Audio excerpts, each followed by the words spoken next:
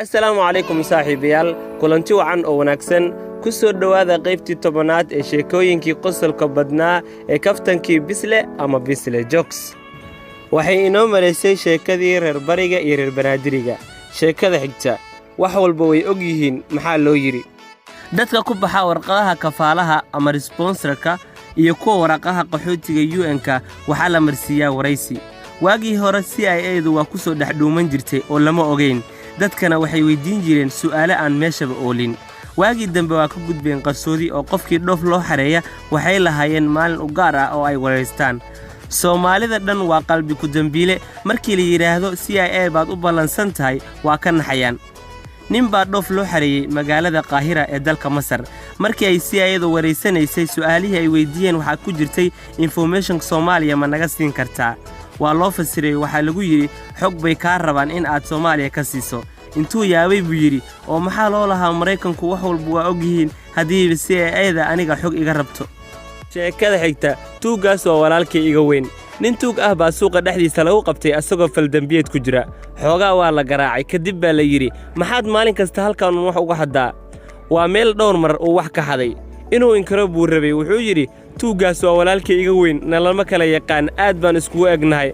odaygii wareysanaya kulaha oo mareerka dhan baa wada tuuga ah sheekada xigta intii ay cid shaqo u qabatay nin baa wuxuu soo doontay gabar oday nasakha u dhalay intii aan bala gaarin gabadha waan idin siiyay iyo waan idin diiday odayga wuxuu la soo kala baxay buug ay ku qoran yihiin maalintii ay dhalatay lacagtii umulisada uu siiyay ilaa maalinka la jooga shaahi ay cabtay ninkii waxa la yiri horta lacagtan bixi kadib baan ku siiniye intuu xanaaqay buu yiri intii cidda ay shaqo u qabatay ha laga jaro sheekada xigta labada xusulna waxaan Facebook ku soo qoray Soomaalidu ma Carabba mise waa Afrikaan dhowr su'aal oo kalena waan raaciyay haddii ay Carab yihiin ma isku Carabba mise kala Carab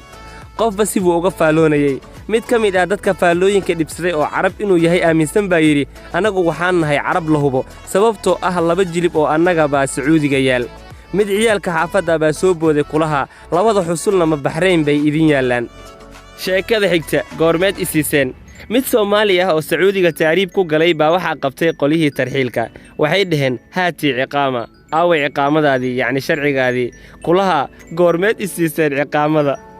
sheekada xigta sharoobada gaaska mid ciyaalsiye ah baa waxa uu yimid adeerkiis oo reer baadiye ah odayga gaasku aanan baahayay waxa loo sheegay in sharoobo loo cabo odaygii baa wiilkiisa weydiiyay yaa kula jiray wuxuu yiri adeer sharoobadaydiino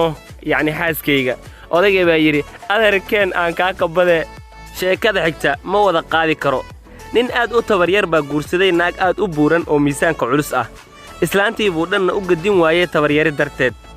maalintii dambe bay ku tiri waa inaad jirka dhistaa oo aad jiim aadaa ninkii markuu 2 maalin jiimka tagay bay murqihii meel kasta xanuuntay markaas buu shaqadii kala gabay waxay tiri waryaa maxaa kugu dhacay oo aan intii yareedna u gabtay wuxuu yiri walaalay 2 bilood ma wada qaadi karo sheekada xigta sawtintayda ma aragtid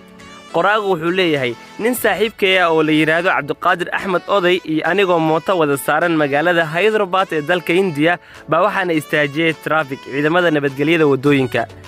Hindidu waa dad cunsuriyaal ah qof madow haday arkaan inay dhibaan bay iska jecel yihiin xitaa hadii uu saxan yahay markii aan istaagnay baa wuxuu nagu qabsaday koofida laga gaashaanto dhaawacyada shilalka ee helmetka loo yaqaano saaxiibkay waa nin tama adag oo afra ah leh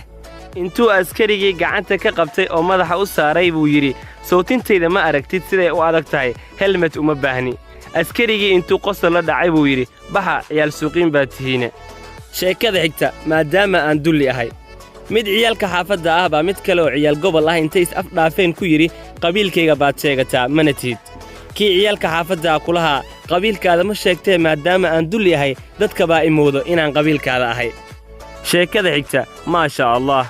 ragga Soomaalida 90% waxa lagu eedeeyaa inaysan fahmi karin waxa xaaskooda ay rabto nin baa ka tagay xaaskiisa oo uur leh xaaskii markii ay dhashay bay ku tiri xaaji wiil baan dhalay wuxuu yiri maasha Allah ilaahay ha noo daayo xoogaa lacag ahna wuu u diray markii ay umusha ka baxday bay tiri umushii waan ka baxay oo waan boqorxanaaday wuxuu yiri maasha Allah muddo kadib bay soo wacday waxay tiri wiilkii wuu socod bartay markastana magacaada buu afka ku hayaa aabbo hebel wuxuu yiri maasha Allah sano kadib bay soo wacday markaasay ku tidhi wiilkii qur-aanka iyo dugsiga hoose wuu dhammeeyey markaasuu ku yidhi maasha allah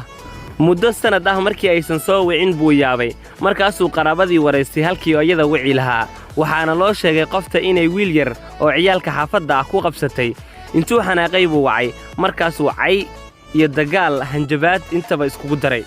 markaasay tidhi maasha allah sheekada xigta labadooda wiil Soomaaliya xogaa Ingiriis ku bartay baa qurbaha tegey wuxuu arkay dukaan dharkiisa qiimo dhimis lagu sameeyay oo ay ku qoran tahay sale 50% offer shaarka korkiisa waxaa saaran boorar ay ku qoran yihiin buy one get one free hal iibso mid kale bilaash ku qaado wuxuu arkay laba gabdhood oo qurux badan oo wataan funaanada ay ku qoran yihiin buy one get one intuu maqalka tegay buu yiri labadooda meeqaabaad iga siinaysaa wuxuu u qaatay in gabdhaha la iibinayo saaxiibayaal intaas ayaan ku soo afmeerayaa barnaamijkeena maanta intaan barnaamijkan barnaamij la mid ah ku kulmi doono waxaan idinkaga tegayaa sidaas iyo sug wax yar ah hilmaamo saaxiibayaal channelka subscribe saara haddii aadan subscribe saarin mahadsanidin waxaan idinkaga tegayaa sidaas iyo nabadgelyo